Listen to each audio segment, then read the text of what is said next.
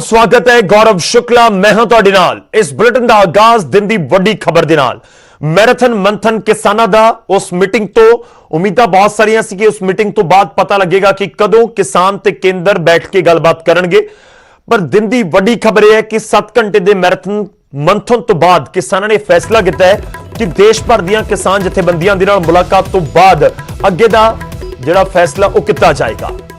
वड्डी खबर है केंद्र के सदे के उत्ते किसानों ने फैसला कोई नहीं लिया। 7 घंटे की मैराथन मीटिंग तो बाद सदे के उत्ते मंथन किया गया। सरकार दे नाल मीटिंग बारे बुधवार को फैसला हो सकता है। पंजाब दी जथेबंदियां ने 5 मैंबरी कमेटी बनाई है। कमेटी दे विच कुलवंत सिंह ने, डॉक्टर दर्शनपाल ने, बलबीर सिंह राजेवाल ने, प्रेम सिंह भंगू ने, राजिंदर सिंह का नाम भी शामिल है।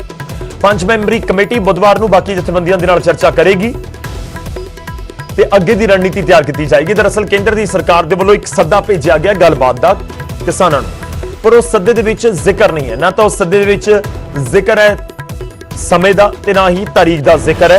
ना हुण जथेबंदियां खुद डिसाइड करने सरकार दे वल्लों कहा गया कि तुसीं दसो कदों गलबात करनी है। तो देखना होगा कि हुण मीटिंग दे विच जो बुधवार होने वाली है उस दे विच की फैसला लिया जाता है।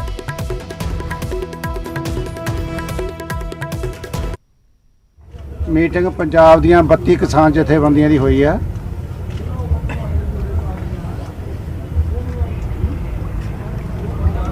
जे फैसला किया गया जिहदे विच फैसला किया गया कि जिहड़ी चिट्ठी सेंटर के जॉइंट सैकटरी वालों अग्रवाल वालों आई है उहदे संबंध विच की जवाब देना, की फैसला लेना, ये समुचे भारत दीयां किसान जथेबंदियां दी कल दी मीटिंग में फैसला लिया जाऊगा। और जो चिट्ठी लिखी है जॉइंट सैकटरी अग्रवाल ने उसके बारे में क्या जवाब देना है वो हम कल भारत के सभी जो संगठन है 472 उनकी तरफ से जो कमेटी बनी हुई है वो लेकर देंगे। और उस मीटिंग में जाना है कि नहीं जाना है, कब जाना है, किसके बुलावे पर जाना है, वो कल को फैसला। तब बुधवार की मीटिंग के उत्ते एक बार मुड़ तो नजर होएगी कि उस समय की डिसाइड किया जाता है किसान जथेबंदियों के वल्लों। उधर किसान आगू रुलदू सिंह ने मुड़ तो केंद्र सरकार के सदे के उत्ते सवाल चुके ने। उन्होंने कहा कि मीटिंग किस दिन करनी है यह सरकार ने तय करना हुंदा है। उत्थे उन्होंने कहा कि अगली मीटिंग दे विच घट्टो घट केंद्रीय गृह मंत्री अमित शाह जरूर बैठण। सरकार दे नाल किसानां दी गलबात दोबारा किवें शुरू होएगी, किसान जथेबंदियां इस वेले की सोच रही ने, गलबात करते हैं रुलदू सिंह होरां नाल। सर गलबात किवें ते कदों शुरू होएगी? हजे तो कोई चिट्ठी नहीं भेजी सरकार ने, गलबात तो फिर ही शुरू होंदी है। चिट्ठी भेजी हजे तक कोई चिट्ठी नहीं भेजी। जी पहला चिट्ठी आई है कोई स्थान नहीं, कोई डेट नहीं, कुछ नहीं गा। उल्टा सरकार सानू कहती है भी तुसीं दसो डेट, असीं क्यों दसांगे? सरकार की जिम्मेदारी है, जगह तय करूगी वो डेट। जगह उन्होंने विज्ञान भवन आखिरी लाइन च विज्ञान भवन लिखा हुआ है कि विज्ञान भवन मीटिंग होएगी, लेकिन तारीख नहीं। उन्होंने कहा कि किसान जथेबंदियां तय करन कि किहड़ी तारीख नूं मुलाकात करनी। वो चाहे भी लिखा भी जगह भी आप तय कर सकते हैं, इत्थों तक भी लिखेगा। फिर इस तरह कहते भी इत्थे मीटिंग कर रहे फिर आ जाएंगे वो। मेरी गल समझ गए ना? खीर तो चाहे उन्होंने कुछ करता, पर गाह पहले उन्होंने कहा भी जथेबंदियां वाली जगह भी तय कर सकते हैं, समा भी तय करते हैं। आखिर उन्होंने ये भी लिखता कि विज्ञान भवन मीटिंग जी है। ਅਸੀਂ ਕਹਿੰਦੇ ਆ ਵੀ ਸਰਕਾਰ ਦੀ ਜ਼ਿੰਮੇਵਾਰੀ ਹੈ, चिट्ठी ਕੱਢੇ ਤੇ ਮੀਟਿੰਗ ਹੋਊਗੀ, ਮੀਟਿੰਗ ਕਰਾਂਗੇ। ਪਰ ਨਾਲ ਅਸੀਂ ਇੱਕ ਜ਼ਰੂਰ ਗੱਲ ਰੱਖਾਂਗੇ ਇਸ ਵੀ ਘੱਟੋ ਘੱਟ ਕੱਲੇ ਖੇਤੀਬਾੜੀ ਮੰਤਰੀ ਨਾਲ ਨਾ ਹੋਵੇ, ਪਹਿਲਾਂ ਵਾਲੇ ਮੰਤਰੀਆਂ ਨਾਲ ਘੱਟੋ ਘੱਟ ਸ਼ਾਹ ਬੈਠੇ ਤੇ ਉਹ ਬਜਟ ਸਾਨੂੰ ਕੁਤਰਾ ਦੇਣ। ਅਮਿਤ ਸ਼ਾਹ ਹੋਰਾਂ ਦੇ ਨਾਲ ਤੁਸੀਂ ਮੀਟਿੰਗ ਕਰ ਰਹੇ ਹੋ? ਹਾਂ, ਉਹ ਬੈਠਣਾ ਚਾਹੀਦਾ ਉਹਨਾਂ ਨੂੰ, ਫੇਰ ਗੱਲਬਾਤ ਦਾ ਹੱਲ ਨਿਕਲੂਗਾ। ਇਹ ਤਾਂ 5 ਮੀਟਿੰਗਾਂ ਕਰ ਲਈਆਂ, ਕੁਝ ਨਹੀਂ ਨਿਕਲਿਆ ਨਾ, ਇਹਨੂੰ ਪਾਵਰ ਹੈ ਕੋਈ ਇਹਦੇ ਕੋਲ ਕੱਢ ਲੂਗਾ। ਉਹ ਬਾਰ-ਬਾਰ ਬੈਠਣੇ ਫਿਰ ਕੀ? ਤਾਂ ਫਿਰ ਹੁਣ ਮੀਟਿੰਗ 'ਚ ਹੋਏਗਾ ਕੀ ਗੱਲ ਰੱਖੋਗੇ? ਕਿਉਂਕਿ ਸਰਕਾਰ ਨੇ ਕਹਿਤਾ ਕਾਨੂੰਨ ਰੱਦ ਨਹੀਂ ਹੋਣੇ। ਕੀ ਇਸ ਗੱਲ ਨੂੰ ਲੈ ਕੇ ਮੰਥਨ ਚੱਲ ਰਿਹਾ ਹੈ ਕਿ ਕਾਨੂੰਨ ਦੇ ਵਿੱਚ ਸੋਧ ਕਰ ਦਿੱਤਾ ਜਾਵੇ ਕਿ ਸੂਬਾ ਸਰਕਾਰਾਂ ਤੈਅ ਕਰਨ, ਸੂਬਾ ਸਰਕਾਰਾਂ ਦੇ ਉੱਤੇ ਛੱਡ ਦਿੱਤਾ ਜਾਵੇ ਕਾਨੂੰਨ ਰੱਦ ਕਰਨਾ ਹੈ ਜਾਂ ਨਹੀਂ ਕਰਨਾ? ਇਸ ਗੱਲ ਨੂੰ ਲੈ ਕੇ ਜਥੇਬੰਦੀਆਂ ਰਾਜ਼ੀ ਨੇ? ਅਸੀਂ ਅੜੇ ਹੋਏ ਆ ਵੀ ਤਿੰਨੇ ਕਾਨੂੰਨ ਰੱਦ ਕਰੋ। ਸਰਕਾਰ ਕਹਿੰਦੀ ਹੈ ਵੀ ਸਾਰੀਆਂ ਵਿੱਚੋਂ ਮਤਾ ਕੱਢ ਦਿੰਦੇ ਆ ਵੀ ਸਾਨੂੰ ਖੋਖਾ ਜਿਹਾ ਰੱਖ ਲੈਣ ਜੀ। ਹੁਣ ਜਿਵੇਂ ਇੱਕ ਮੁੰਡਾ ਘਰੇ ਦਾਰੂ ਕੱਢਣ ਲੱਗ ਜੇ ਤੇ ਹੁਣ ਜੇ ਮੁੰਡਾ ਦਾਰੂ ਨਾ ਕੱਢ, ਉਹ ਢੋਲ ਧੋ ਕੇ ਖੁੰਝੇ ਲਾ ਦੇ, ਫਿਰ ਤਾਂ ਮੁੰਡੇ ਤਾਂ ਫਿਰ ਕਦੇ ਨਾ ਕਦੇ ਗੁੜ ਪਾ ਦੇਣਾ। ਜੇ ਢੋਲੀ ਭੰਨ ਜੇ ਮੁੜ ਕੇ ਮੁੰਡਾ ਗੁੜ ਤਾਂ ਨਹੀਂ ਪਾਲੂਗਾ। ਅਸੀਂ ਕਹਿੰਦੇ ਉਹ ਵਿੱਚ ਹੀ ਜਾਣੇ ਚਾਹੀਦੇ ਨੇ, ਮਤਲਬ ਦਾ। ਸਰਕਾਰ ਨੇ ਵੀ ਰੁਖ ਸਾਫ਼ ਕਰਤਾ ਕਿ ਮੀਟਿੰਗ ਤਾਂ ਹੋਏਗੀ ਯੈਸ ਔਰ ਨੋ ਤੋਂ ਕਿਸਾਨ ਜਥੇਬੰਦੀਆਂ ਅੱਗੇ ਵਧਣਗੇ। ਹੁਣ ਜਦੋਂ ਤੁਸੀਂ ਐਂ ਕਹਿੰਦੇ ਵੀ ਤਿੰਨੇ ਕਾਨੂੰਨ ਰੱਦ ਕਰੋਗੇ ਤਾਂ ਸਾਡਾ ਮਸਲਾ ਹੱਲ ਹੋ, ਇਹਨੂੰ ਯੈਸ ਕਹਿ ਲਓ, ਨੋ ਕਹਿ ਲਓ, ਕੁਛ ਮਰਜ਼ੀ ਕਹਿ ਲਓ, ਉਹਨਾਂ ਚਿਰ ਸਾਡਾ। ਇਸ ਗੱਲ ਨੂੰ ਲੈ ਕੇ ਮੰਥਨ ਚੱਲ ਰਿਹਾ ਕਿ ਸੂਬਾ ਸਰਕਾਰਾਂ ਦੇ ਉੱਤੇ ਛੱਡ ਦਿੱਤਾ ਜਾਵੇ। ਸੂਬਾ ਸਰਕਾਰ ਅਗਰ ਕਾਨੂੰਨ ਰੱਦ ਕਰਨਾ ਚਾਹੁੰਦੀ ਹੈ ਤਾਂ ਸੂਬਾ ਸਰਕਾਰ ਕਰ ਦੇਵੇ। ਇਹ ਸਵਾਲ ਮੇਰੇ ਤੇ ਕਿਸੇ ਬੰਦੇ ਨੇ ਕਰਿਆ ਸੀਗਾ। ਇਹ ਸਰਕਾਰ ਦੇ ਅੰਦਰ ਵੀ ਮੰਥਨ ਚੱਲ ਰਿਹਾ। ਗੱਲ ਤਾਂ ਸੁਣੋ, ਕੋਈ ਬੈਠੇ ਸੀ ਅਸੀਂ ਇਹ ਮੀਟਿੰਗ ਦੇ ਅੰਦਰ ਚਰਚਾ ਹੋਈ ਕਿੰਨਾ ਕਿਸੇ ਬੰਦੇ ਨਾਲ ਚਰਚਾ ਹੋਈ ਤੇ ਉਹ ਸਰਕਾਰ ਪੱਖੀ ਬੰਦਾ ਲਾ ਲਓ। ਠੀਕ ਹੈ। ਮੈਂ ਉਹਨੂੰ ਹੱਸਦੇ ਹੱਸਦੇ ਨੇ ਕਹਿਤਾ, ਮੈਂ ਕਿਹਾ ਜਿੱਥੇ ਜਿੱਥੇ ਇਹਨਾਂ ਦੀਆਂ ਸਰਕਾਰਾਂ ਨੇ ਕਿੰਨੀਆਂ ਸਟੇਟਾਂ 'ਚ ਮੈਨੂੰ ਇੰਨਾ ਬੜਾ ਪਤਾ ਨਹੀਂ, ਪਹਿਲਾਂ ਆਪਣੀਆਂ ਸਟੇਟਾਂ ਤੋਂ ਰੱਦ ਕਰਾ ਲੈਣ। ਮੈਂ ਕਿਹਾ ਅੱਛਾ ਇਹ ਸੋਚ ਸਕਦੇ ਆ, ਵਿਚਾਰ ਸਕਦੇ ਆ। ਮੈਂ ਕਹਿੰਦਾ ਮੈਂ ਚੌੜ ਸੀਗਾ, ਹਾਂ ਕਹਿੰਦਾ ਨਾ ਐਂ ਤਾਂ ਨਹੀਂ ਹੋ ਸਕਦਾ, ਜਿਹੜੀ ਸਰਕਾਰ ਦਾ ਚਿੱਤ ਚਾਹੇ। ਮੈਂ ਕਿਹਾ ਫਿਰ ਇਹਨਾਂ ਦਾ ਚਿੱਤ ਚਾਹੁੰਦੇ ਨਹੀਂ, ਫਿਰ ਜਿੱਥੇ ਸਰਕਾਰ ਨੇ ਇਹਨਾਂ ਦੀ ਉੱਥੇ ਕਿਸਾਨ ਦੀ ਲੁੱਟ ਕਰਨੀ ਹੈ। ਮੇਰੀ ਗੱਲ ਸੁਣ, ਜਿੱਥੇ ਸਰਕਾਰ ਇਹਨਾਂ ਦੀ ਹੋਊ ਤਾਂ ਫਿਰ ਲੁੱਟ ਕਰਨਗੇ। ਸਟੇਟ ਤੁਸੀਂ ਕਹਿ ਰਹੇ ਹੋ ਅਗਰ ਇਹ ਫਾਰਮੂਲੇ ਤੇ ਆਣਾ ਹੈ ਤਾਂ ਫਿਰ ਜਿੱਥੇ ਜਿੱਥੇ ਬੀਜੇਪੀ ਸ਼ਾਸਿਤ ਆ ਉਹ ਰੱਦ ਕਰ ਦੇਣ। ਹਾਂ ਜੇ ਪਹਿਲਾਂ ਰੱਦ ਕਰਦੇ ਫਿਰ ਸੈਂਟਰ ਨੂੰ ਸੌਖਾ ਹੋ ਜੂ ਨਾ, ਵੀ ਸਾਰੀਆਂ ਸਰਕਾਰਾਂ ਨੇ ਕਰਤਾ, ਫਿਰ ਕੋਕੇ ਜੇ ਵੀ ਆਪਦੇ ਚਲਾ ਕੇ ਮਾਰਨਗੇ, ਇਹਨੂੰ ਸੌਖਾ ਹੋ ਜੂ। ਤਾਂ ਹੁਣ ਮੀਟਿੰਗ 'ਚ ਗੱਲ ਹੋਏਗੀ ਕੀ, ਕਦੋਂ ਤੱਕ ਜਿਹੜੀ ਹੈ ਮੀਟਿੰਗ ਦੁਬਾਰਾ ਹੋ ਸਕਦੀ ਹੈ? ਉਹ ਸਰਕਾਰ ਨੂੰ ਪਤਾ ਕਦੋਂ ਚਿੱਠੀ ਕੱਢਦੀ ਹੈ। ਜੋ ਸਰਕਾਰ ਚਿੱਠੀ ਕੱਢੂਗੀ ਤੁਸੀਂ ਰਿਪਲਾਈ 'ਚ ਕੀ ਭੇਜ ਰਹੇ ਹੋ, ਜਿਹੜੀ ਰਿਪਲਾਈ ਸਰਕਾਰ ਨੂੰ ਕਰਨਾ? ਅਸੀਂ ਤਾਂ 5 ਮੈਂਬਰੀ ਕਮੇਟੀ ਬਣਾਈ ਹੈ, ਜਿੰਨੇ ਸਰਕਾਰ ਦੇ ਕੋਈ ਸਾਥੋਂ ਜਵਾਬ ਨਹੀਂ ਦਿੱਤੇ ਗਏ 5 ਮੈਂਬਰੀ ਕਮੇਟੀ ਬਣਾਤੀ, ਉਹ ਜਵਾਬ ਭੇਜੂਗੀ ਅੰਗਰੇਜ਼ੀ 'ਚ ਲਿਖ ਕੇ। ਤਾਂ ਦੁਲਦੁਲ ਸਿੰਘ ਹੋਰਾਂ ਨੇ ਸਾਫ਼ ਤੌਰ ਤੇ ਕਿਹਾ ਹੈ ਕਿ ਅਗਰ ਸੂਬਾ ਸਰਕਾਰਾਂ ਦੇ ਉੱਤੇ ਛੱਡਣਾ ਹੈ ਤਾਂ ਫਿਰ ਬੀਜੇਪੀ ਸ਼ਾਸਿਤ ਜਿਹੜੇ ਸੂਬੇ ਨੇ ਪਹਿਲਾਂ ਉੱਥੇ ਕਾਨੂੰਨ ਰੱਦ ਕੀਤਾ ਜਾਵੇ, ਫਿਰ ਅਸੀਂ ਸਰਕਾਰ ਦੇ ਨਾਲ ਇਸ ਗੱਲ ਨੂੰ ਲੈ ਕੇ ਰਾਜ਼ੀ ਹੋ ਸਕਦੇ ਹਾਂ।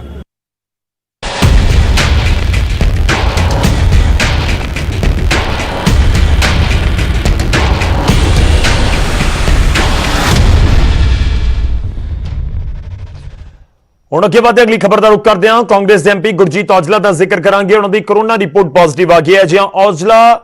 ਗੁਰਜੀਤ ਔਜਲਾ ਨੂੰ ਕੋਰੋਨਾ ਹੋ ਗਿਆ। ਔਜਲਾ ਦੀ ਦੂਜੀ ਰਿਪੋਰਟ ਕੋਰੋਨਾ ਪੋਜ਼ਿਟਿਵ ਆਈ ਹੈ। ਕੁਝ ਦਿਨਾਂ ਤੋਂ ਬਿਮਾਰ ਚੱਲ ਰਹੇ ਸਨ। ਜੰਤਰ ਮੰਤਰ ਵਾਲੇ ਧਰਨੇ ਦੇ ਉੱਤੇ ਵੀ ਬੈਠੇ ਸੀ ਔਜਲਾ ਦੇ ਨਾਲ ਕਾਂਗਰਸ ਦੇ ਕਈ ਹੋਰ ਐਮਪੀ ਵੀ ਧਰਨੇ ਦੇ ਉੱਤੇ ਬੈਠੇ ਸੀ, ਜਿਸ ਦੇ ਵਿੱਚ ਰਵਨੀਤ ਬਿੱਟੂ ਦਾ ਨਾਮ ਵੀ ਹੈ, ਜਸਬੀਰ ਡਿੰਪਾ ਦਾ ਨਾਮ ਵੀ ਹੈ, ਵਿਧਾਇਕ ਕੁਲਬੀਰ ਜ਼ੀਰਾ ਦਾ ਨਾਮ ਵੀ ਹੈ। ਤਾਂ ਇਹ ਕਿਸਾਨਾਂ ਦੇ ਹੱਕ ਦੇ ਵਿੱਚ ਉੱਥੇ ਬੈਠੇ ਨੇ। ਤੇ ਇਸ ਸਮੇਂ ਵੱਡੀ ਖਬਰ ਇਹ ਹੈ ਕਿ ਔਜਲਾ ਦੀ ਕੋਰੋਨਾ ਰਿਪੋਰਟ ਪੋਜ਼ਿਟਿਵ ਆ ਗਈ ਹੈ। ਤਾਂ ਲਾਜ਼ਮੀ ਤੌਰ ਤੇ ਜਿਹੜੇ ਬਾਕੀ ਉਹ ਐਮਪੀ ਹੈਗੇ ਨੇ ਜਾਂ ਜਿਹੜੇ ਵਿਧਾਇਕ ਨੇ ਉਹ ਵੀ ਜ਼ਰੂਰ ਉਹਨਾਂ ਦੇ ਸੰਪਰਕ ਦੇ ਵਿੱਚ ਆਏ ਨੇ, ਤਾਂ ਸ਼ਾਇਦ ਉਹਨਾਂ ਦਾ ਵੀ ਕੋਰੋਨਾ ਟੈਸਟ ਕਰਵਾਇਆ ਜਾਵੇ। ਪਰ ਔਜਲਾ ਨੂੰ ਲੈ ਕੇ ਅੰਮ੍ਰਿਤਸਰ ਤੋਂ ਮੈਂਬਰ ਪਾਰਲੀਮੈਂਟ ਨੇ ਗੁਰਜੀਤ ਔਜਲਾ, ਉਹਨਾਂ ਦੀ ਕੋਰੋਨਾ ਰਿਪੋਰਟ ਪੋਜ਼ਿਟਿਵ ਆਉਣ ਦੀ ਖਬਰ ਹੈ।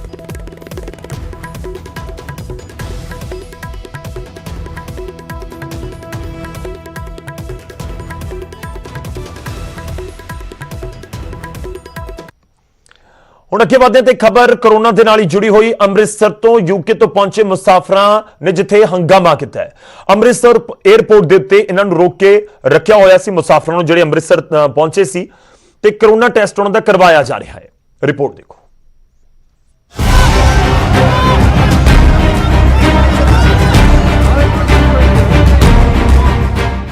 ਇਹ ਤਸਵੀਰਾਂ ਅੰਮ੍ਰਿਤਸਰ 에ਅਰਪੋਰਟ ਦੀਆਂ ਨੇ, ਜਿੱਥੇ ਪੁਲਿਸ ਮੁਲਾਜ਼ਮ ਤੇ ਸਿਕਿਉਰਿਟੀ ਮੁਲਾਜ਼ਮਾਂ ਦੇ ਨਾਲ ਕੁਝ ਲੋਕ ਬਹਿਸ ਕਰਦੇ ਨਜ਼ਰ ਆ ਰਹੇ ਨੇ।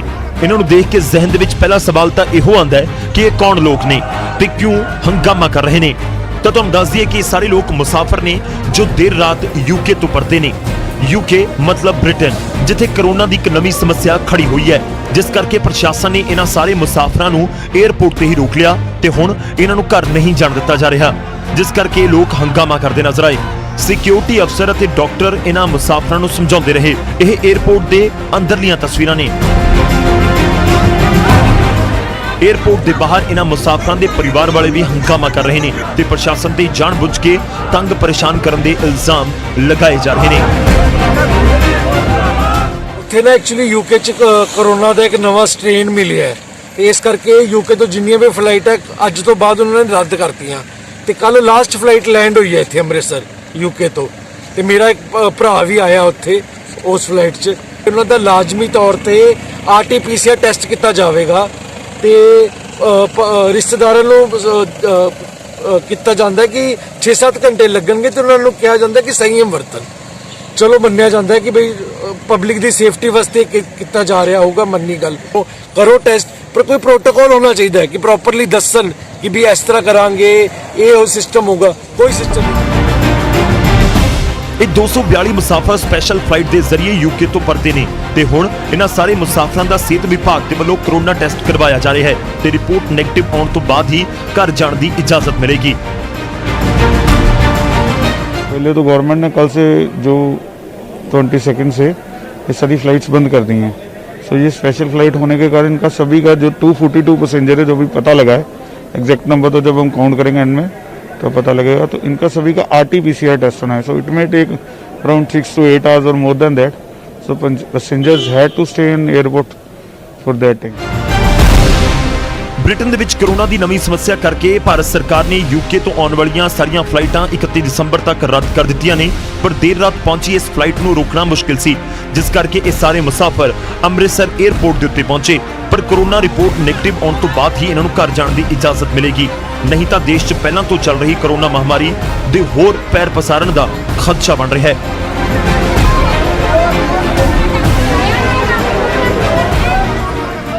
ਇਸ ਵੇਲੇ ਅਸੀਂ 에ਅਰਪੋਰਟ ਦੇ ਬਾਹਰ ਖੜੇ ਹਾਂ, ਜਿੱਥੇ ਯਾਤਰੀਆਂ ਦੀ ਉਡੀਕ ਦੇ ਵਿੱਚ ਉਹਨਾਂ ਦੇ ਪਰਿਜਨ ਸਵੇਰ ਤੋਂ ਹੀ ਖੜੇ ਨੇ, ਕਿਉਂਕਿ 12:05 ਤੇ ਜਿਹੜੀ ਉਡਾਨ ਜਿਹੜੀ ਆਣੀ ਸੀ ਅੰਮ੍ਰਿਤਸਰ ਪੁੱਜਣੀ ਸੀ, ਲੇਕਿਨ ਯਾਤਰੀਆਂ ਦੇ ਜਿਹੜਾ ਬ੍ਰਿਟੇਨ ਦੇ ਵਿੱਚ ਦੁਬਾਰਾ ਤੋਂ ਵਾਇਰਸ ਫੈਲਣ ਦੀ ਵਜ੍ਹਾ ਨਾਲ ਉਹਨਾਂ ਦੇ ਦੁਬਾਰਾ ਕੋਰੋਨਾ ਦੇ ਟੈਸਟ ਕਰਵਾਏ ਜਾ ਰਹੇ ਨੇ ਤੇ ਹੁਣ ਲਗਭਗ 10 ਘੰਟੇ ਬੀਤ ਚੁੱਕੇ ਨੇ ਤੇ ਉਹਨਾਂ ਨੂੰ ਹਲੇ ਤੱਕ ਬਾਹਰ ਨਹੀਂ ਭੇਜਿਆ ਗਿਆ। ਸੋ ਤੁਸੀਂ ਦੇਖ ਸਕਦੇ ਹੋ ਕਿ ਇੱਕ ਦਿੱਲੀ ਜਾਂ ਮੁੰਬਈ ਤੋਂ ਇੱਕ ਫਲਾਈਟ ਜ਼ਰੂਰ ਆਈ ਹੈ, ਉਹਨਾਂ ਦੇ ਯਾਤਰੀ ਬਾਹਰ ਆ ਚੁੱਕੇ ਨੇ, ਲੇਕਿਨ ਜਿਹੜੀ ਲੰਡਨ ਤੋਂ ਰਾਤੀ 12:05 ਤੇ ਫਲਾਈਟ ਜਿਸ ਦੇ ਵਿੱਚ 242 ਯਾਤਰੀ ਸਵਾਰ ਸੀ ਉਹ ਇੱਥੇ ਪੁੱਜੇ ਨੇ, ਲੇਕਿਨ ਉਹਨਾਂ ਨੂੰ ਹਲੇ ਬਾਹਰ ਨਹੀਂ ਭੇਜਿਆ ਗਿਆ। ਉਹਨਾਂ ਦੇ ਟੈਸਟ ਹਲੇ ਕੀਤੇ ਜਾ ਰਹੇ ਨੇ ਤੇ ਉਹਨਾਂ ਦੇ ਰਿਸ਼ਤੇਦਾਰ ਜਿਹੜੇ ਕਿ ਉਹਨਾਂ ਨੂੰ ਲੈਣ ਲਈ ਆਏ ਨੇ ਤੇ ਉਹ ਹਲੇ ਵੀ ਉਹਨਾਂ ਦੇ ਇੰਤਜ਼ਾਰ ਦੇ ਵਿੱਚ ਹਨ। ਹਾਲਾਂਕਿ ਸਵੇਰੇ ਹੰਗਾਮਾ ਵੀ ਰਿਸ਼ਤੇਦਾਰਾਂ ਵੱਲੋਂ ਕੀਤਾ ਗਿਆ ਸੀ ਕਿ ਜੇ ਲੰਡਨ ਦੇ ਵਿੱਚ ਟੈਸਟ ਕਰਵਾ ਕੇ ਯਾਤਰੀਆਂ ਨੂੰ ਬਾਹਰ ਭੇਜਿਆ ਗਿਆ ਹੈ ਤਾਂ ਹੁਣ ਦੁਬਾਰਾ ਟੈਸਟ ਦੀ ਕੀ ਜ਼ਰੂਰਤ ਹੈ। ਅਮਿਤ ਸ਼ਰਮਾ, ਨਿਊਜ਼ 18 ਅੰਮ੍ਰਿਤਸਰ। ਅੱਗੇ ਵਧਦੇ ਤੇ ਹੁਣ ਗੱਲ ਕਰਾਂਗੇ ਸਰਕਾਰੀ ਅਨਾਜ ਦੀ। ਲਹਿਰਾ ਗਾਗਾ ਦੇ ਪਿੰਡਾਂ ਦੇ ਵਿੱਚ ਗਲਿਆ ਸੜਿਆ ਅਨਾਜ ਵੰਡਿਆ ਜਾ ਰਿਹਾ ਆਮ ਲੋਕਾਂ ਨੂੰ। ਲੋਕ ਕਹਿ ਰਹੇ ਨੇ ਕਿ ਅਸੀਂ ਇਹ ਅਨਾਜ ਨਹੀਂ ਲੈਣਾ, ਤਾਂ ਡਿਪੂ ਹੋਲਡਰ ਕਹਿ ਰਹੇ ਨੇ ਲੈਣਾ ਤਾਂ ਲਓ ਵਰਨਾ ਰੱਖ ਦਿਓ। ਅਨਾਜ ਦੀ ਹਾਲਤ ਇੰਨੀ ਬੱਤਰ ਹੈ ਕਿ ਢੋਰਾ ਲੱਗਿਆ ਹੋਇਆ, ਕੀੜਾ ਲੱਗਿਆ ਹੋਇਆ, ਇਨਸਾਨ ਤਾਂ ਕੀ ਪਸ਼ੂਆਂ ਦੇ ਖਾਣ ਦੇ ਲਾਇਕ ਵੀ ਨਹੀਂ ਹੈ। ਪਰ ਸਰਕਾਰੀ ਡਿਪੂਆਂ ਦੇ ਵਿੱਚ ਅਨਾਜ ਵੰਡਿਆ ਜਾ ਰਿਹਾ। ਕੇਂਦਰ ਸਰਕਾਰ ਨੇ ਪ੍ਰਧਾਨ ਮੰਤਰੀ ਗਰੀਬ ਕਲਿਆਣ ਯੋਜਨਾ ਦੇ ਤਹਿਤ ਅਨਾਜ ਵੰਡਣ ਦੇ ਹੁਕਮ ਦਿੱਤੇ ਸਨ, ਪਰ ਗਰੀਬ ਪਰਿਵਾਰਾਂ ਦਾ ਕਿਤੇ ਨਾ ਕਿਤੇ ਸ਼ੋਸ਼ਣ ਹੁੰਦਾ ਨਜ਼ਰ ਆ ਰਿਹਾ, ਜੋ ਇਲਜ਼ਾਮ ਲਗਾਏ ਜਾ ਰਹੇ ਨੇ। ਤੇ ਦੂਜੇ ਪਾਸੇ ਫੂਡ ਸਪਲਾਈ ਵਿਭਾਗ ਦੇ ਵੱਲੋਂ ਰਟਿਆ ਜਵਾਬ ਦਿੱਤਾ ਜਾ ਰਿਹਾ ਕਿ ਇਸ ਪੂਰੇ ਮਾਮਲੇ ਦੀ ਜਾਂਚ ਹੋਵੇਗੀ। ਦਾਲ ਵੰਡ ਰਹੇ ਨੇ, ਕਿਵੇਂ ਹੈਗੀ? ਸਾਫ਼ ਹੈਗੀ? ਨਾ ਸਾਫ਼ ਨਹੀਂ ਹੈਗੀ ਵੀਰੇ। ਲੱਗਿਆ ਹੋਇਆ ਜੀ? ਆ ਲੱਗਿਆ ਹੋਇਆ, ਬਿਲਕੁਲ ਲੱਗਿਆ ਹੋਇਆ, ਖਰਾਬ ਨਹੀਂ। ਕਿੰਨਾ ਕੁ ਲੱਗਿਆ ਹੋਇਆ ਜੀ? ਬਹੁਤ ਜ਼ਿਆਦਾ, ਸਾਰੀ ਲੱਗਿਆ ਪਿਆ। ਤੁਸੀਂ ਇਹਨਾਂ ਨੂੰ ਕਿਹਾ ਵੀ ਇਹ ਲੱਗਿਆ ਹੋਇਆ, ਦੱਸਿਆ ਕਿਸੇ ਨੂੰ? ਇਹ ਵੀਰੇ ਇਹ ਕਹਿੰਦਾ ਭਾਈ, ਕਹਿੰਦਾ ਅਸੀਂ ਦੇਖੀ ਲਿਜਾਣਾ ਲੈ ਜਾਓ, ਕਹਿੰਦਾ ਨਹੀਂ ਲਿਜਾਣੇ ਨਾ ਲੈ ਜਾਓ, ਮੈਨੂੰ ਪਹਿਲਾਂ ਜੋਕ ਕੇ ਧਰੇ ਨੇ। ਅੱਛਾ ਜੀ, ਹਾਂ ਲੱਗਿਆ ਪਿਆ ਜੀ। ਹਾਂਜੀ ਬਾਈ ਜੀ, ਕੀ ਮਾਮਲਾ ਜਿਹੜਾ ਇੱਥੇ? ਇਹ ਵੀਰ ਜੀ ਆਪਣੇ ਕਣਕ ਤੇ ਛੋਲੇ ਵੰਡ ਰਹੇ ਨੇ। ਮੈਂ ਕੱਲ ਲੈ ਗਿਆ ਸੀਗਾ ਤੇ ਆਹ ਬਿਲਕੁਲ ਖਰਾਬ ਨੇ, ਡੰਗਰਾਂ ਦੇ ਖਾਣ ਜੋਗੇ ਨਹੀਂ, ਬੰਦਿਆਂ ਦੇ ਖਾਣੇ ਕੀ ਆ। ਜੇ ਮੈਂ ਬਾਈ ਨੂੰ ਕਿਹਾ ਮੈਂ ਤੁਸੀਂ ਚੇਂਜ ਕਰ ਦਿਓ, ਕਹਿੰਦਾ ਵੀਰੇ ਜੇ ਤੁਹਾਨੂੰ ਪਸੰਦ ਨੇ ਤਾਂ ਲੈ ਜਾਓ, ਨਹੀਂ ਤਾਂ ਛੱਡ ਕੇ ਵਗ ਜਾਓ। ਉਲਟਾ ਇੱਕ ਡੱਬੂ ਆ, ਉਹਦੇ ਨਾਲ ਜਦੋਂ ਕਣਕ ਆਪਣਾ ਛੋਲੇ ਤੋਲਦੇ ਆ ਉਹ ਤਾਂ 5 ਕਿਲੋ ਵੇਟ ਕਰਦੇ ਆ, ਪਰ 200 ਗ੍ਰਾਮ ਦਾ ਉਹ ਘੱਟ ਹੈ। 750 ਗ੍ਰਾਮ ਦੀ ਬੋਰੀ ਜਿਹੜੀ ਨਾਲ ਤੋਲਦੇ ਆ ਬਾਈ ਜੀ, ਜਦੋਂ ਮੰਡੀ 'ਚ ਆਪਾਂ ਤੋਲਦੇ ਆ ਤਾਂ 750 ਆਪਣੇ ਤੋਂ ਵੱਧ ਚੁੱਕਦੇ ਆ, ਪਰ ਇਹ 750। ਤਾਂ ਇਲਜ਼ਾਮ ਲਗਾਏ ਜਾ ਰਹੇ ਨੇ ਕਿ ਸੁਣਿਆ ਵੀ ਨਹੀਂ ਜਾ ਰਿਹਾ, ਇਹ ਘਟੀਆ ਤੇ ਗਲਿਆ ਸੜਿਆ ਅਨਾਜ ਉਹਨਾਂ ਨੂੰ ਦਿੱਤਾ ਜਾ ਰਿਹਾ ਹੈ। ਹੁਣ ਅੱਗੇ ਵਧਾਂਗੇ, ਅਗਲੀ ਖਬਰ ਦਾ ਰੁਖ ਕਰਾਂਗੇ। ਅਗਲੀ ਖਬਰ ਲੁਧਿਆਣਾ ਤੋਂ। ਲੁਧਿਆਣਾ ਦੇ ਵਿੱਚ ਇੱਕ ਮਹਿਲਾ ਦੇ ਵੱਲੋਂ ਜ਼ਹਿਰ ਨਿਕਲ ਲਿਆ ਗਿਆ। ਮਹਿਲਾ ਨੇ ਇਲਜ਼ਾਮ ਲਗਾਉਂਦੇ ਹੋਏ ਕਿਹਾ ਕਿ ਉਸ ਦਾ ਸਾਰਾ ਪਰਿਵਾਰ ਉਸ ਨੂੰ ਜ਼ਬਰਦਸਤੀ ਦੇ ਪਰਿਵਾਰ ਦੇ ਧੰਦੇ ਦੇ ਵਿੱਚ ਧੱਕਣਾ ਚਾਹੁੰਦਾ ਹੈ।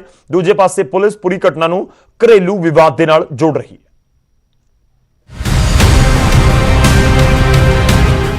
ਸਨਅਤ ਸ਼ਹਿਰ ਲੁਧਿਆਣਾ ਦੇ ਵਿੱਚ ਅੱਜ ਗੱਲ ਸਨਅਤ ਦੀ ਨਹੀਂ ਸਗੋਂ ਰਿਸ਼ਤਿਆਂ ਦੀ ਹੋਵੇਗੀ। ਖਬਰ ਆਈ ਇਸ ਮਹਿਲਾ ਦੀ ਜਿਸ ਦੀ ਉਮਰ ਮਹਿਜ਼ 21 ਸਾਲ ਹੈ। ਮਹਿਲਾ ਵਿਆਹੁਤਾ ਹੈ, ਪਰ ਸਭ ਦੇ ਵਿਚਾਲੇ ਇਲਜ਼ਾਮ ਬੇਹੱਦ ਸੰਗੀਨ ਤੇ ਗੰਭੀਰ ਨਿਕਲ ਕੇ ਸਾਹਮਣੇ ਆਏ ਨੇ। ਇਸ ਮਹਿਲਾ ਨੇ ਆਪਣੇ ਸਹੁਰੇ ਵਾਲਿਆਂ ਤੇ ਇਲਜ਼ਾਮ ਲਗਾਏ ਨੇ ਕਿ ਉਹ ਇਸ ਨੂੰ ਦੇਹ ਵਪਾਰ ਦੇ ਧੰਦੇ ਦੇ ਵਿੱਚ ਧਕੇਲਣਾ ਚਾਹੁੰਦੇ ਨੇ, ਜਿਸ ਬਾਬਤ ਇਹ ਕਈ ਵਾਰ ਸ਼ਿਕਾਇਤ ਵੀ ਕਰ ਚੁੱਕੀ ਹੈ, ਪਰ ਕਾਰਵਾਈ ਦੇ ਨਾਮ ਤੇ ਅਜੇ ਤੱਕ ਕੁਝ ਵੀ ਨਹੀਂ ਹੋਇਆ। ਇਸ ਮਹਿਲਾ ਦੇ ਮੁਤਾਬਿਕ ਜਦੋਂ ਵਾਰ-ਵਾਰ ਪੁਲਿਸ ਨੂੰ ਸ਼ਿਕਾਇਤ ਦਿੱਤੀ ਗਈ ਤਾਂ ਹੋਇਆ ਕੁਝ ਵੀ ਨਾ। ਇਸ ਨੇ ਅਜਿਹਾ ਕਦਮ ਚੁੱਕ ਲਿਆ ਜਿਸ ਤੋਂ ਬਾਅਦ ਲੁਧਿਆਣਾ ਪੁਲਿਸ ਇਹ ਮਹਿਲਾ ਤੇ ਇਸ ਦਾ ਸਹੁਰਾ ਪਰਿਵਾਰ ਸੁਰਖੀਆਂ ਦੇ ਵਿੱਚ ਆ ਗਿਆ। ਜੀ ਹਾਂ, ਇਸ ਨੇ ਡੀਸੀ ਦਫ਼ਤਰ ਦੇ ਵਿੱਚ ਜ਼ਹਿਰ ਖਾ ਕੇ ਆਤਮ ਹੱਤਿਆ ਕਰਨ ਦੀ ਕੋਸ਼ਿਸ਼ ਕੀਤੀ ਹੈ।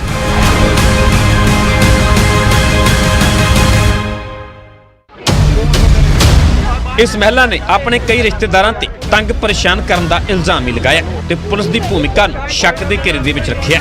ਇਸ ਦਾ ਸਾਫ਼ ਤੌਰ ਤੇ ਕਹਿਣਾ ਹੈ ਕਿ ਇਸ ਮਾਜਰੇ ਦੇ ਵਿੱਚ ਇਹ ਹੈਬੋਵਾਲ ਤੇ ਸਰਾਭਾ ਨਗਰ ਪੁਲਿਸ ਨੂੰ ਸ਼ਿਕਾਇਤ ਵੀ ਦੇ ਚੁੱਕੀ ਹੈ, ਪਰ ਇਸ ਦੀ ਸ਼ਿਕਾਇਤ ਤੇ ਕੋਈ ਵੀ ਕਾਰਵਾਈ ਨਹੀਂ ਹੋਈ।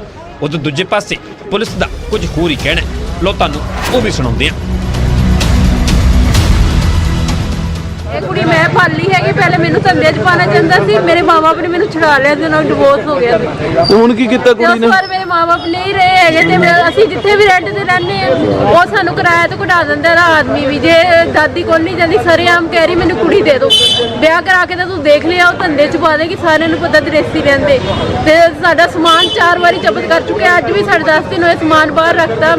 ਮੈਂ ਸੰਜੀਤ ਸਕੂਲ ਪੜ੍ਹਾਉਂਦੀ ਸੀ, ਹੁਣ ਮੈਂ ਮਹਿਫਾ 'ਚ ਲੱਗੀ ਹੋਈ। ਪੁਲਿਸ ਦੇ ਵੱਡੇ ਅਧਿਕਾਰੀਆਂ ਦੀ ਜਾਣਕਾਰੀ 'ਚ ਅਜਿਹਾ ਕੁਝ ਵੀ ਨਹੀਂ ਹੈ ਜਿਸ ਨੂੰ ਲੈ ਕੇ ਇਸ ਮਹਿਲਾ ਨੇ ਅਜਿਹਾ ਖੌਫਨਾਕ ਕਦਮ ਚੁੱਕਿਆ। ਉਹਨਾਂ ਨੇ ਇਸ ਮਸਲੇ ਨੂੰ ਘਰੇਲੂ ਤੇ ਕਿਰਾਏਦਾਰ ਦੇ ਨਾਲ ਜੋੜਿਆ, ਪਰ ਜਾਂਚ ਦੀ ਗੱਲ ਜ਼ਰੂਰ ਆਖੀ ਹੈ। ਪਰ ਇਸ ਮਸਲੇ ਤੇ ਮਹਿਲਾ ਦੇ ਰਿਸ਼ਤੇਦਾਰ ਬੇਹੱਦ ਖਫਾ ਨੇ। ਜਿਹੜੇ ਕਿਰਾਏ ਤੇ ਰਹਿ ਰਹੇ ਨੇ ਤੇ ਉਹਨਾਂ ਦਾ ਡਿਸਪਿਊਟ ਹੈ, ਬੇਸਿਕਲੀ ਤਾਂ ਸਿਵਲ ਡਿਸਪਿਊਟ ਹੈ। ਉਹਦੇ ਵਿੱਚ ਅਗਰ ਆਪਸ ਚ ਕਿਰਾਏਦਾਰ ਤੇ ਮਕਾਨ ਮਾਲਕ ਦੀ ਨਹੀਂ ਬਣਦੀ ਪੁਲਿਸ ਦਾ ਕੋਈ ਲੈਣਾ ਦੇਣਾ ਨਹੀਂ ਹੈ, ਬੇਸਿਕਲੀ ਸਿਵਲ ਡਿਸਪਿਊਟ ਹੈ। ਅੱਜ ਇਹ ਆਇਆ ਸੀਗਾ ਕੁਝ ਸ਼ਿਕਾਇਤ ਆਈ ਸੀ ਕਿ ਮਕਾਨ ਮਾਲਕ ਜਿਹੜਾ ਹੈ ਉਹਨੂੰ ਬਾਹਰ ਕੱਢ ਰਿਹਾ ਬਾਹਰ, ਉਸ ਕਰਕੇ ਉਹ ਜਦੋਂ ਮੌਕੇ ਤੇ ਪੁਲਿਸ ਗਈ ਹੈ ਉਸ ਤੋਂ ਮਕਾਨ ਮਾਲਕ ਨੂੰ ਸਮਝਾਇਆ ਗਿਆ ਕਿ ਤੁਸੀਂ ਇਸ ਤਰੀਕੇ ਨਾਲ ਬਾਹਰ ਨਹੀਂ ਕੱਢ ਸਕਦੇ, ਅਗਰ ਕੋਈ ਕਾਰਵਾਈ ਕਰਨੀ ਹੈ ਤਾਂ ਤੁਸੀਂ ਆਪਣਾ ਜਾ ਕੇ ਕੋਰਟ ਵਿੱਚ ਕਰ ਸਕਦੇ ਹੋ। ਉਸ ਤੋਂ ਬਾਅਦ ਇਹ ਲੇਡੀ ਨੂੰ ਆਪਣਾ ਜਿਹੜਾ ਸਮਾਨ ਹੈ ਆਪਣਾ ਆਪ ਅੰਦਰ ਲੈ ਗਏ, ਫਿਰ ਇਹਨਾਂ ਨੂੰ ਅੰਦਰ ਦੁਆਰਾ ਵਿੱਚ ਵਾੜਿਆ। ਖੈਰ ਇਹ ਤਾਂ ਹੁਣ ਜਾਂਚ ਤੋਂ ਬਾਅਦ ਹੀ ਸਾਹਮਣੇ ਆਵੇਗਾ ਕਿ ਮਸਲਾ ਆਖਰ ਹੈ ਕੀ, ਪਰ ਸਵਾਲ ਇਹ ਵੀ ਹੈ ਕਿ ਜਾਂਚ ਕਰੇਗਾ ਕੌਣ, ਕਿਉਂਕਿ ਮਹਿਲਾ ਤਾਂ ਪਹਿਲਾਂ ਹੀ ਪੁਲਿਸ ਦੀ ਜਾਂਚ ਵਿੱਚ ਸਵਾਲਾਂ ਦੇ ਘੇਰੇ ਵਿੱਚ ਖੜਾ ਕਰ ਚੁੱਕੀ ਹੈ। ਫਿਲਹਾਲ ਵਕਤ ਪੈਂਦੇ ਪੈਂਦੇ ਸ਼ਾਇਦ ਹਕੀਕਤ ਸਾਹਮਣੇ ਆ ਹੀ ਜਾਵੇ। ਲੁਧਿਆਣਾ ਤੋਂ ਜਸਵੀਰ ਬਰਾੜ, ਨਿਊਜ਼ 18 ਪੰਜਾਬ। ਹੁਣ ਅੱਗੇ ਵਧਦੇ ਹਾਂ ਅਗਲੀ ਖਬਰ ਦਾ ਰੁਖ ਕਰਦੇ ਹਾਂ। ਹੁਣ ਤੁਹਾਨੂੰ ਦੋ ਖਬਰਾਂ ਅਸੀਂ ਦਿਖਾਉਣ ਜਾ ਰਹੇ ਹਾਂ, ਇੱਕ ਜਲੰਧਰ ਤੋਂ ਤੇ ਦੂਜੀ ਮੋਗਾ ਤੋਂ। ਦੋਵੇਂ ਖਬਰਾਂ ਗੁੰਡਾਗਰਦੀ ਦੇ ਨਾਲ ਸੰਬੰਧਿਤ ਨੇ, ਜੋ ਦੋਵੇਂ ਸ਼ਹਿਰਾਂ ਦੇ ਵਿੱਚ ਸ਼ਰਾਰਤੀ ਅਨਸਰਾਂ 'ਚ ਪੁਲਿਸ ਦਾ ਕਿੰਨਾ ਕੁ ਖੌਫ ਹੈ, ਸਭ ਕੁਝ ਬਿਆਨ ਕਰਦੀਆਂ ਨੇ। ਰਿਪੋਰਟ ਦੇਖੋ।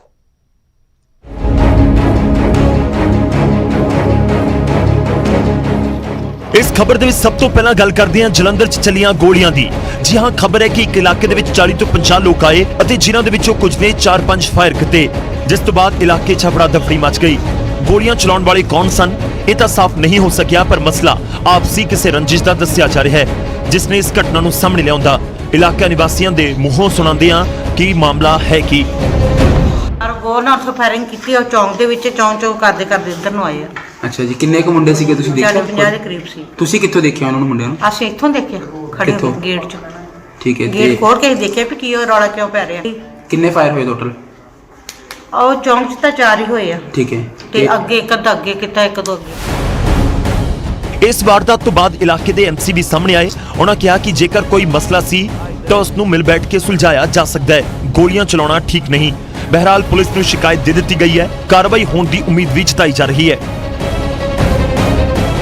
ਸੁਸ਼ਮਾ ਤੇ ਜਿਹੜੇ ਨਾਲ ਦੇ ਆ ਬਖਸ਼ੀ ਜੀ, ਇਹਨਾਂ ਦਾ ਆਪਸ ਝਗੜਾ ਹੋਇਆ ਦੋਨਾਂ ਦੇ ਵਿੱਚ, ਲੇਕਿਨ ਝਗੜਾ ਕੋਈ ਐਡਾ ਨਹੀਂ ਸੀਗਾ ਵੀ ਇੰਨਾ ਮਤਲਬ ਝਗੜੇ ਨੂੰ ਤੂਲ ਦਿੱਤਾ ਜਾਵੇ।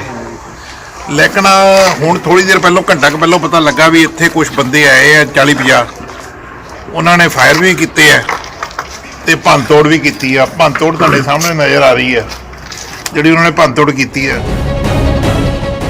ਗੱਲ ਕਰਦੇ ਹਾਂ ਦੂਜੇ ਸ਼ਹਿਰ ਮੋਗਾ ਦੀ, ਜਿੱਥੇ ਗਲੀ ਦੇ ਵਿੱਚ ਇਹ ਵਾਰਦਾਤ ਸਾਹਮਣੇ ਆਈ।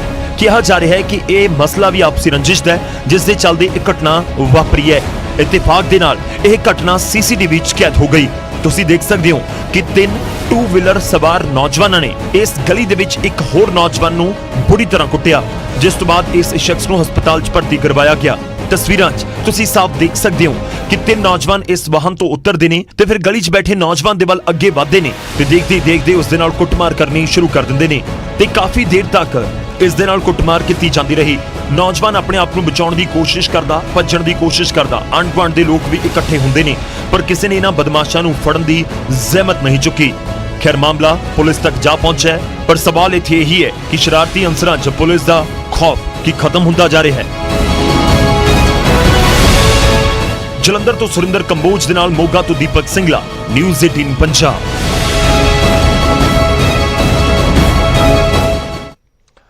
ਹੁਣ ਅੱਗੇ ਵਧਦੇ ਤੇ ਖਬਰ ਹਿਮਾਚਲ ਦੇ ਕਿਨੌਰ ਤੋਂ ਲਵਾਂਗੇ, ਜਿੱਥੇ ਮਹਿਲਾ ਦੀ ਮੌਤ ਦੇ ਮਾਮਲੇ 'ਚ ਪੁਲਿਸ ਨੇ ਹੈਰਾਨ ਕਰਨ ਵਾਲਾ ਖੁਲਾਸਾ ਕੀਤਾ ਹੈ।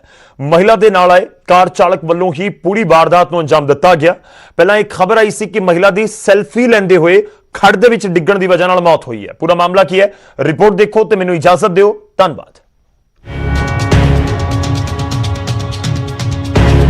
ਕਿਨੌਰ ਦੇ ਕਲਪਾ ਦੇ ਵਿੱਚ ਇੱਕ ਸੁਸਾਈਡ ਪੁਆਇੰਟ ਤੇ ਇੱਕ ਮਹਿਲਾ ਦੀ ਮੌਤ ਦੇ ਮਾਮਲੇ ਦੇ ਵਿੱਚ ਹੈਰਾਨ ਕਰਨ ਵਾਲਾ ਖੁਲਾਸਾ ਹੋਇਆ। ਪੁਲਿਸ ਦੀ ਤਫਤੀਸ਼ ਦੇ ਵਿੱਚ ਇਹ ਖੁਲਾਸਾ ਹੋਇਆ ਕਿ ਮਹਿਲਾ ਸੈਲਫੀ ਲੈਂਦੇ ਹੋਏ ਡੂੰਗੀ ਖੱਡ ਦੇ ਵਿੱਚ ਨਹੀਂ ਡਿੱਗੀ ਸੀ, ਬਲਕਿ ਉਸ ਦੇ ਨਾਲ ਆਏ ਚਾਲਕ ਨੇ ਉਸ ਨੂੰ ਧੱਕਾ ਦਿੱਤਾ ਸੀ। ਚਾਲਕ ਤੋਂ ਕੀਤੀ ਗਈ ਪੁੱਛਗਿੱਛ ਦੇ ਆਧਾਰ ਤੇ ਮਹਿਲਾ ਦੇ ਪਤੀ ਦਿਓਰ ਨੂੰ गिरफ्तार कर लिया गया।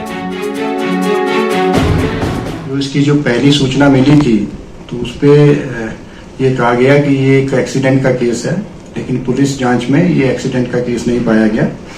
इस पे निश्चित तौर पे एक योजनाबद्ध तरीके से इस महिला की हत्या की गई है, जिसपे कि 3 लोग जो हैं अभी तक की जांच में जो है वो उनका जो रोल है वो सामने आया है, जिसपे मानवेंद्र जो कि इस महिला को एक गाड़ी में लेकर के यहाँ आया था, जिस गाड़ी का नंबर HR073403 था, और उसने इस महिला के को एलिमिनेट करने के लिए, इसकी हत्या करने के लिए इस सुसाइड पॉइंट को 19 और 20 तारीख में 3 बार विजिट किया था।